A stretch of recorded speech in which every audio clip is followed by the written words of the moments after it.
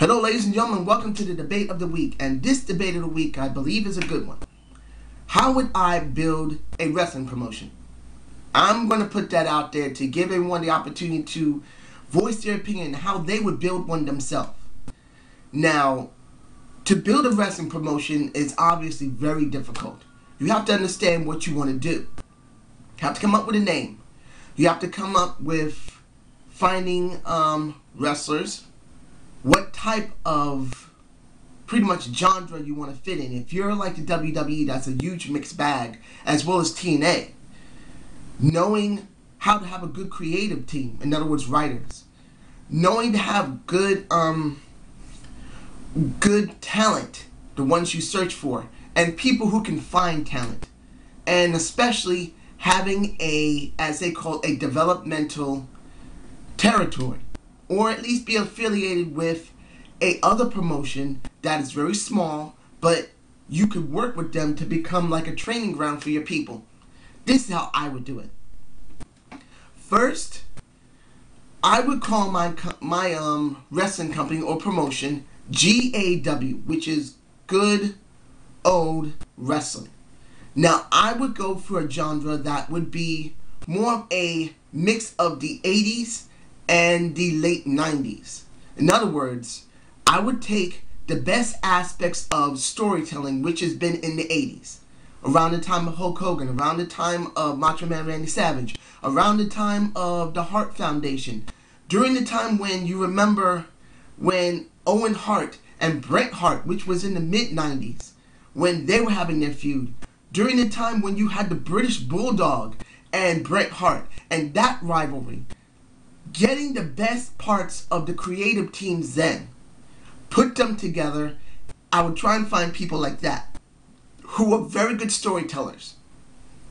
It's important to have a creative team that has a very good understanding of how to tell a good story. Because if you want to be like ROH, then you don't really need that much storytelling, because ROH is a derivative as we know of ECW, which has always been very hardcore. People like to see mainly wrestling. They don't want storylines.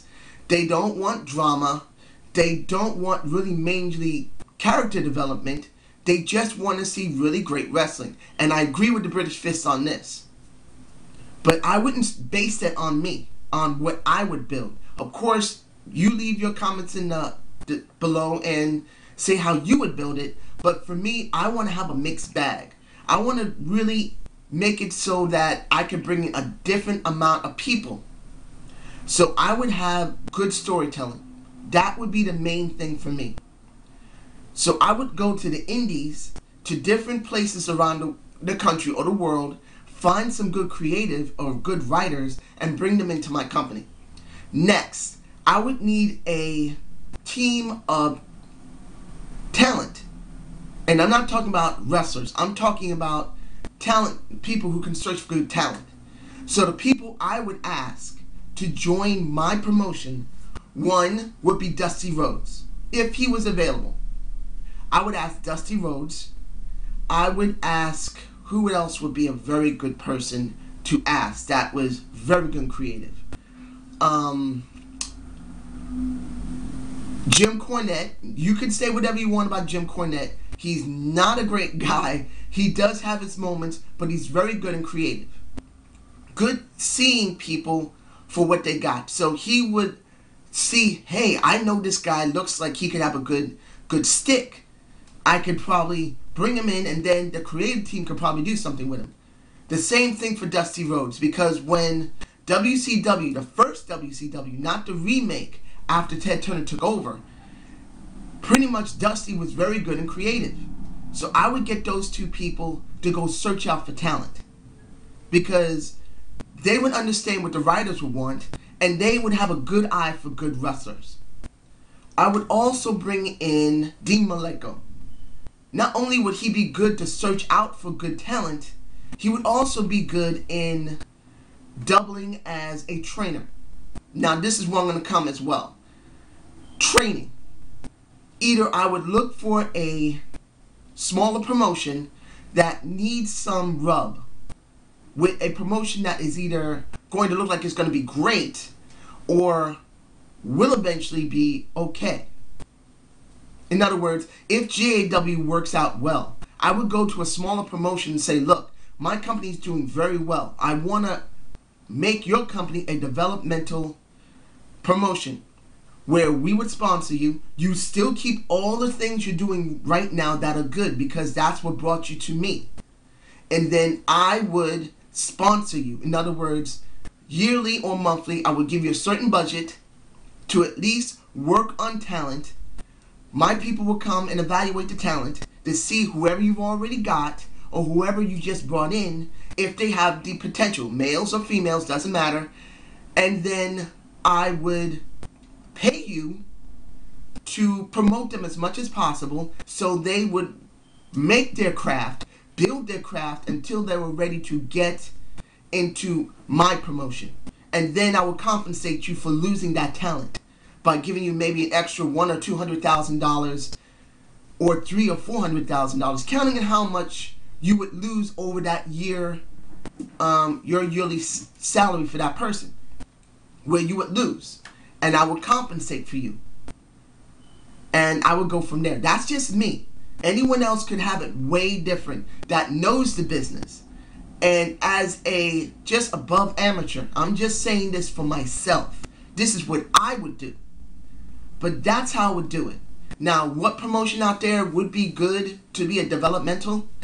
Now, I don't know that many wrestling promotions. I do know about Evolution.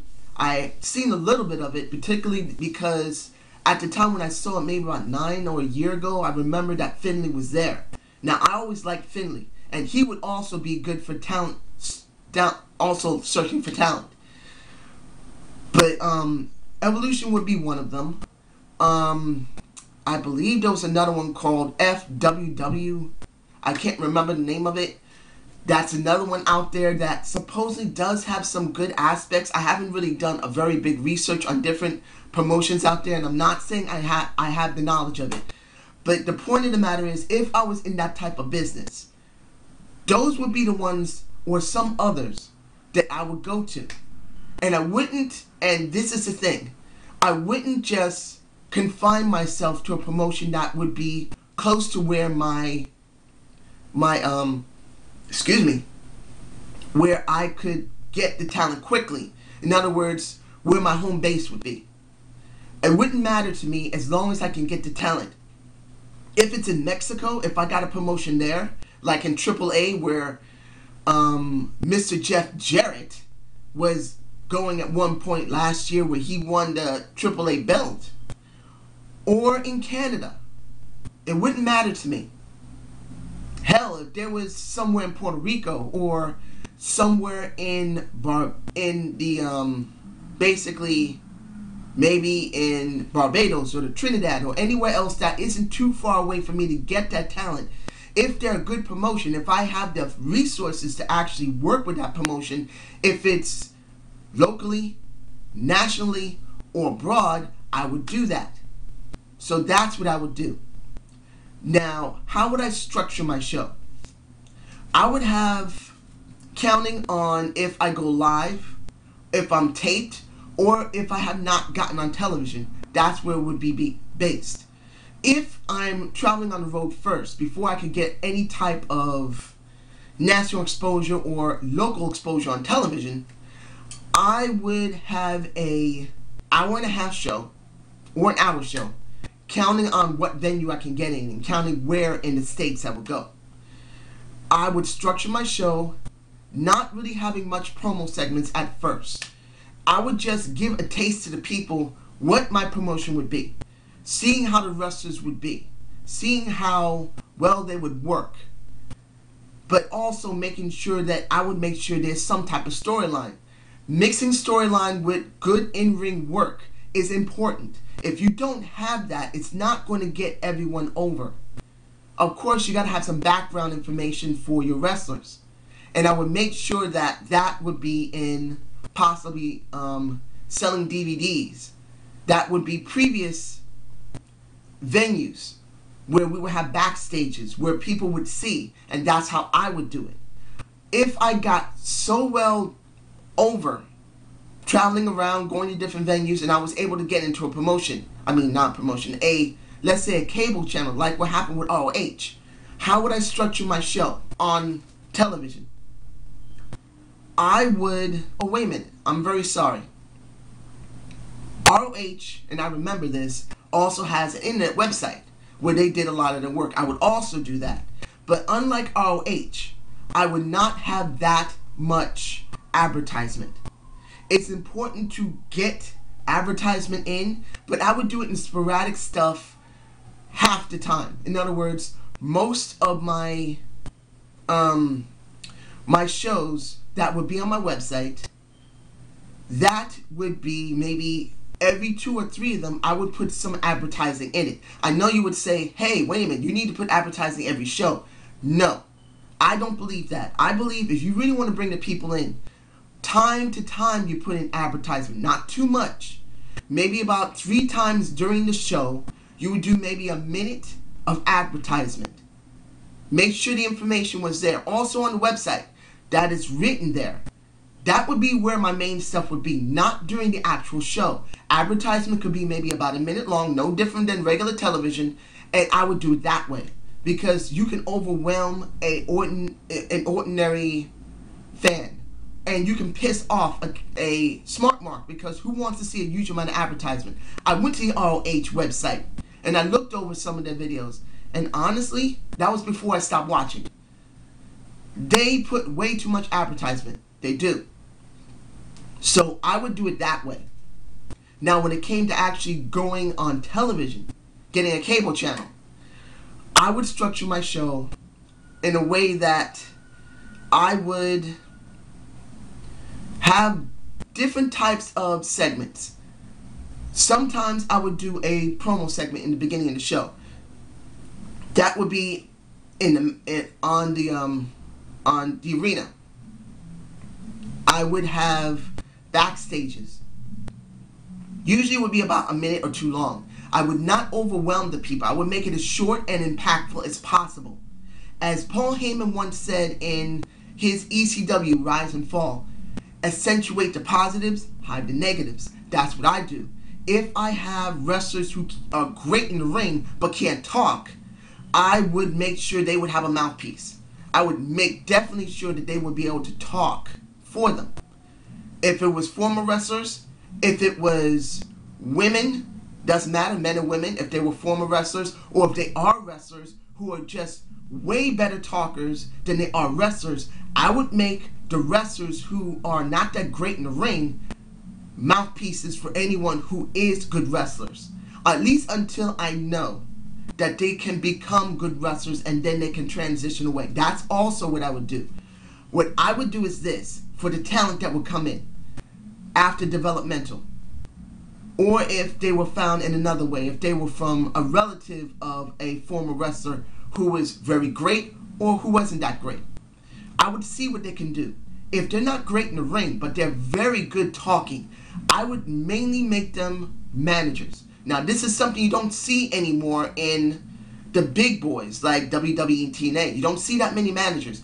I would focus on having managers. It would be important to have that for the simple fact that there are a lot of great wrestlers out there. A lot of them who are wonderful in the ring and are great with only short words. Not that they don't have the brain power to study a script or actually shoot from the hip, but some of them are just more better talking short than they are talking long. And sometimes you need long talkers, maybe about a 5-minute segment or a 3-minute segment that needs to be talked properly. And if you have a wrestler who is male or female who can talk great, there's no problem. They can shoot from the hip, and I would allow that. Or they would have to have something scripted, not too long. But when it comes to some wrestlers who just don't have it, who have the look, who have the great in-ring work, but just have no mic skills, I would make sure either I would stick them with former wrestlers or well-known promoters of different promotions who had either lost a promotion or left it because they sold it, who are great managers. I would put them like Classy Freddie Blassie. That man could talk your ass in the seats, ladies and gentlemen.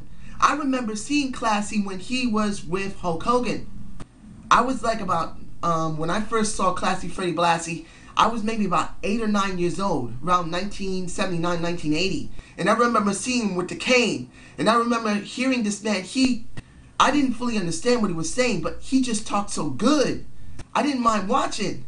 So I would try and get people that have that type of ability, who just great on the mic, who just will put over the person he's with and also put himself over. But I would also make sure that person would do what they need to, like get involved in a match. How they would talk, not only in the ring, if they gotta do mic work, outside the ring when they're doing basically pre-tapes or live, but also when they are around the fans. Because having wrestlers, it's important. Sometimes you need to understand that wrestlers have a certain attitude. Some of them are going to have like a narcissistic attitude. Some don't.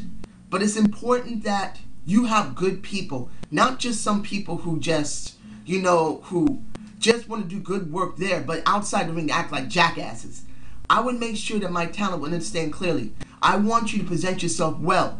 In the NFL, you got to wear a jacket where you go. I'm not telling them that they have to dress up everywhere they go. But I want them to understand that, one, I don't want you to look like crap. Two, sometimes you need to get dressed up, and I want you to conduct yourself properly. I want you to be respectful to the fans if you're not already. I want some people who I know clearly who can watch out for the wrestlers, like a Dusty Rhodes, who knows how to make sure that if he starts seeing some of the male and female wrestlers, it doesn't make a difference, or even the managers, they start acting like jackasses, and he's watching them while they're at some venue where they're just signing autographs and talking to the fans. He pulls that person over, and I'll make sure Dusty, Dean Malenko, or Jim Cornette will pull that person over to the side and say, dude, what the fuck are you doing? Show some more respect. Show some restraint. This is not what you signed on for. You care about the people. Act right.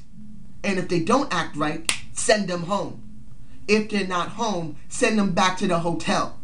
Make sure they understand clearly that this is a promotion where you get treated with respect, but you better give respect not only to your fellow wrestlers, fellow managers, the talent relation team, but also to your fans. What's going to make you, what's going to break you is your fans. So I make sure I make it very clear.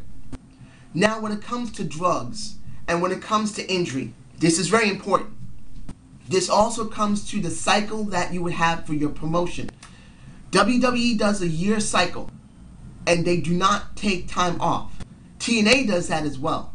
Now, I understand the concept of why they're doing that, because even if you're not putting out a great product, you're still having a very good source of income. Unlike like regular shows where they would stay on for 4 or 3 months, and then they would stop, and then take 2 or 3 months off, and then they start up again.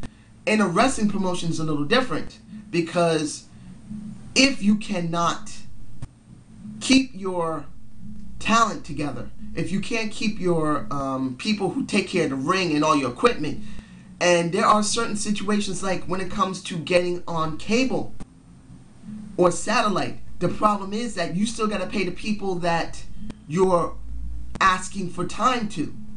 So I can understand that concept, but what I would do is this. How I would structure my show and how I would take care of my talent. Of course, if the talent's injured, they'd be out. They would still be paid as long as I know that when they were working, they were working. No having a contract where it was guaranteed and they can do whatever the hell they want. They have to understand that if you have a contract in my promotion, which is GAW, you would have to have a certain amount of time out of the year where you need to work. If you're sick very badly, if you can't work, if you get injured, it's understandable if you got to take some time off. But you must be there to be paid. If you're not going to get paid. You're not going to be getting anything. Now, they would have a work cycle of about 5 to 6 months. That's how I would have my promotion. Now, what I would have my promotion stay on about almost 7 to 9 months out of the year. I would have the promotion last that long. And then I would have about a 2 to 3 month lag of no either cable, it would be reruns. I would show either the season before and at the end of it, maybe the last month or so, or the beginning of the next the beginning of that season as well. What also I would do is during that time, I would have pay-per-views. This is where I believe TNA and WWE have made a serious mistake. WWE the worst, because they had 4 major pay-per-views back in the 80s. They made huge amounts of money with those pay-per-views. The problem now, they think that having multiple pay-per-views over the year gives you the same amount of money that you would, or near the same amount as you did back in the 80s. I believe that's crap.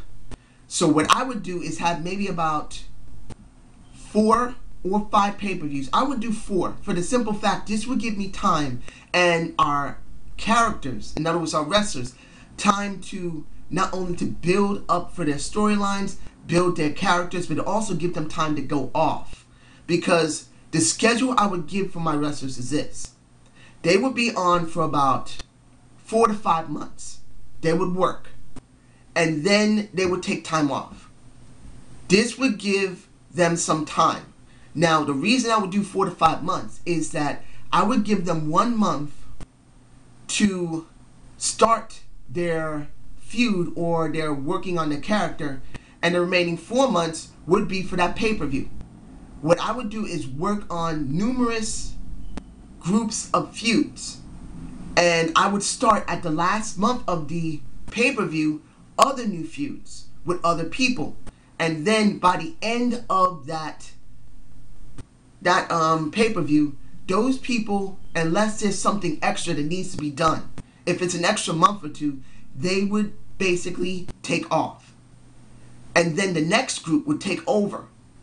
This would be an overlap. That means that for almost 5 months you would see a building of a feud for maybe 4 or 5 or 6 different groups of people, which would be about 12 wrestlers. It could be more, but I would hold it at least, counting in the beginning, about 5 or 6 feuds. Making sure those feuds are done very well. And then on the sides, I would have either tag teams, some tag teams that would not have feuds, and some tag teams that would. So that would be covering ROH.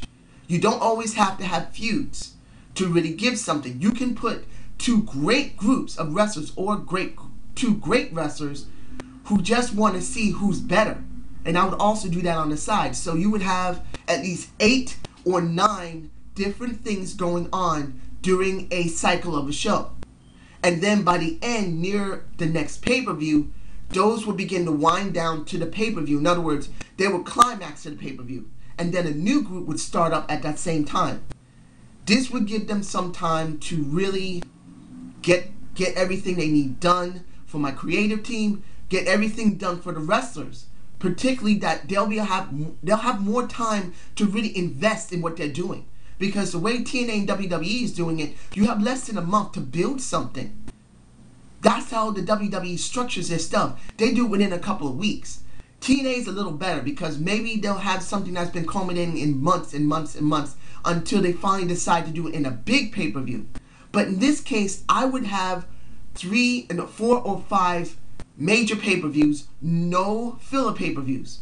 This would give us time to really build good storylines. And if it was necessary, during the major part of those 4 or 5 month period where the major feuds and some side, not really side feuds, but where wrestlers who just want to challenge one another, they can make an announcement. They want to challenge someone because they worked their asses off. They want to see who's the best. And that could be, in a sense, a feud, but not one where there's a bad guy or good guy all the time. You can have face-to-face or heel-to-heel. It doesn't always have to culminate in a feud. Most of the time it does, but counting on how well those characters are built, you don't always need it, at least from my perspective. And while that is going on, any from developmental, from the promotion that I have contacted, who basically would have up-and-coming people in between the shows, I would do pre-tapes of seeing how developmental is doing. So in most of it, maybe 10 or 20 minutes out of an hour and a half to a 2-hour show, I would show how my promotional developmental is doing. Either it would be live or it would be pre-taped. So people would get something entirely different. They would get views from another promotion that's already being sponsored by myself. So that's how I would do it. Now, would I do this live or would I do this pre-taped? That's a very good question. There's a double-edged sword for both of them. Pre-tape gives you a chance to get everything right, but then people could find out what's going on. You don't always want to reveal everything, and it doesn't feel fresh. Live is great, but the problem is that sometimes live is a double-edged sword where you know some people are going to give you serious problems. You can notice that some people are botching what they're doing. You can notice that live events can be very, very exhausting, particularly if you move from one venue to another, because the WWE is doing that. They have people going from one venue to another, either within the same state or outside the state or leaving the country. How I would do it if I did either one, pre-taped, I would make it as, how can I say this? If I had to do a pre-tape at first, which probably I would make sure I would make it feel as live as possible. Making it mostly spontaneous. Making it where you wouldn't know what's going to happen on my show, even if it is recorded. Coming up with things that would accentuate the positive and hide the negatives. Some wrestlers who you wouldn't normally see at certain times out of the week, you would see them out of the blue. You would see pre-tapes of some people going to venues that they normally wouldn't go. Like I would have some people going to boxing events or going to another promotion if I can sneak them in and have a camera there. In other words, TNA or WWE. I would try and do something spontaneous where it would be impossible to try and find out what's going on. Yes, it would still be pre-taped, but it would still be so spontaneous but not overwhelming that would give me an edge over my competitors. I would keep doing it like that. Now, if it was live, I would make sure that I would do something like TNA where they stay almost mainly in the same venue. TNA stays in Orlando most of the time. They have now expanded most of the time outside Orlando and gone to different states to do house shows.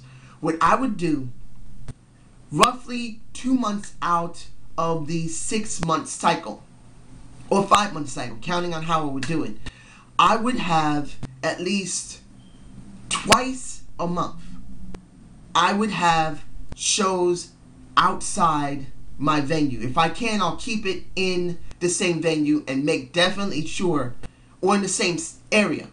I would move from venue to venue so it wouldn't be boring. But I would make sure if I had to have it in the same venue, in the same state, I would make sure I would at least move around in that state from time to time to go from one venue to another.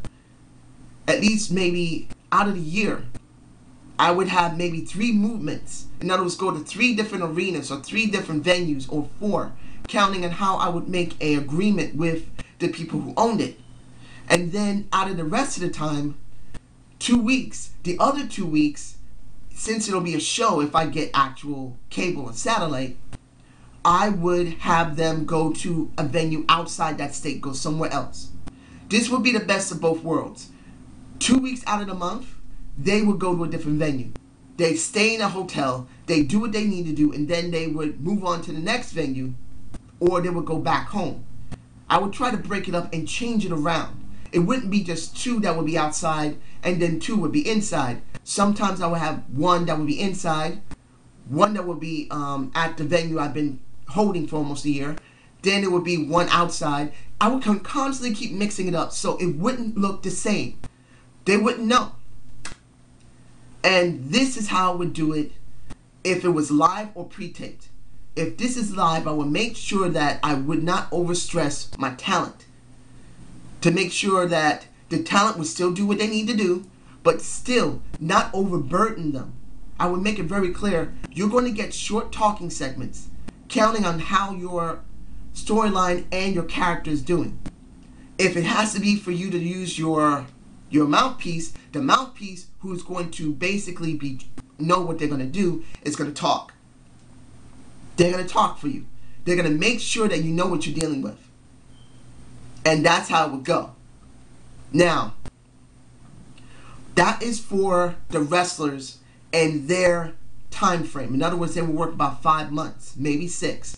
Now, for the entire show, working about 9 months. After the 9-month period is over, there would be about a 2 to a 3 month lag. With it, like I said, there would be no shows except for pay-per-views, if counting on what type of pay-per-view I would do. Would I do a pay-per-view that would be a one-time only on certain people and not do it until maybe the year afterward or the next year? Or it would be in a sense, a pay-per-view of behind the scenes, of either something that is pre-taped or something that is live. I would try to mix it up as much as I could, something that would be different. And in the end, if the way I'd structure this, I would actually believe I would have a very good show. I would have the best of both worlds. I would make sure that my show would be very entertaining. It would have a certain time limit on it, so it would not wear out everyone who's under me. It would give people time to relax, because like the Off the Rope show said, and the Seg Daddy who's doing his 12 steps for recovery of the WWE, he is very right. Wrestling fans get burnt out very easily, particularly if you're seeing the same thing over and over again. It's like, see it like this. If you're a type of person who watches, and I've seen it, UFC, I mean, they have it varied, but it's still basically Ultimate Fighting Champion. And if they have the same way over and over again, and if, let's say they do that over and over again and have matches constantly every day, in a sense, if they had their own channel, they had it every day, it would just burn you out because you would see it constantly. But the way UFC does it, they give you a couple of shows, at least one, and then they would have a pay-per-view. They make sure to keep it fresh by making it condensed and small. That's how I would do it. But I make sure that I would give as much content as possible, making it as impactful as possible and interesting. Because if you don't make it interesting, no one's going to want to watch it. And that's how I would do it. Do I believe I would be able to go head-to-head with WWE and TNA? If things worked out well, yes. Because the way they do their work is not the same way as I do my work. I believe the way I would structure my show would be a lot better than theirs, because a yearly show really burns out your talent, burns out your creative, burns out your fans. You need to give them something to vary themselves. So that's how I would do it. And I hope you like this debate of the week, how I would make a wrestling promotion. Now, I hope you subscribe and comment to Zane's View. And I really hope that you leave a video response about what you would do. Leave a comment below that if I make any sense at all or not. Because this is just coming from someone who's learning how to be more than what he was. So you have a good day, ladies and gentlemen. Enjoy.